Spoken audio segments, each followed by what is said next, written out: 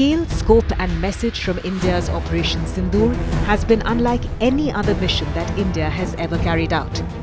When India targeted sites in Pakistan, it was with the pure intent of hitting the heart of Pakistan's terror factory, from where terrorists have planned and executed the 26/11 Mumbai attacks, the 2019 Pulwama massacre, and now the 2025 Pahalgam killings. A little after 1 a.m. on the intervening night of the 6th and 7th of May, India's armed forces struck 9 different locations in Pakistan and Pakistan-occupied Kashmir. These included Muzaffarabad, Kotli, Bahawalpur, Rawalakot, Chakswari, Bhimber, Neelam Valley, Jhelum and Chakwal. Indian intelligence combined satellite imagery, human sources and intercepted communications to establish the presence of terror groups like Jaish-e-Mohammed and Lashkar-e-Taiba. Buildings were identified as ideological indoctrination centers, arms depots, logistical hubs and sleeper cell planning facilities. Scalp or Storm Shadow missiles with a range of over 250 kilometers were employed to strike hardened targets, including reinforced bunkers and command posts. Hammer or highly agile modular munition extended range bombs were used against multi-story buildings believed to house training modules and operational leadership. Loitering munitions, also known as kamikaze drones, played a dual role, providing real-time surveillance and striking high-value mobile targets as they emerged.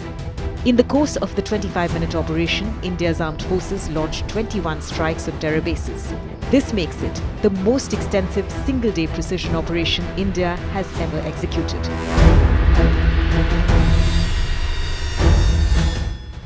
On the 14th of February 2019, an explosive-laden car rammed into a convoy of security forces in Pulwama in South Kashmir. 40 personnel of the Central Reserve Police Force, or the CRPF, were killed. India showed proof of Pakistan and Jaish-e-Mohammed's involvement, but Islamabad denied any connection. 13 days after the attack, a dozen Air Force Mirage fighter jets streaked around 20 kilometers past the line of control, deep inside Pakistani territory, to target Jaish training camps in Balakot. On the 18th of September 2016, terrorists linked to Jaish-e-Mohammed attacked an army base near the town of Uri in Jammu and Kashmir's Baramulla district. 19 soldiers were killed. It was one of the deadliest attacks on security forces in Kashmir in 2 decades. An intense gun battle followed, in which all 4 terrorists were killed. Indian security forces recovered grenades and other equipment with Pakistani army markings from the bodies of the eliminated terrorists. 9 days later, India had its revenge. The army crossed the line of control to destroy terror launch pads in Pakistan-occupied Kashmir. In comparison to the 2016 Uri surgical strikes and the 2019 Balakot airstrikes, Operation Sindoor is the most expansive cross-border strike conducted by India.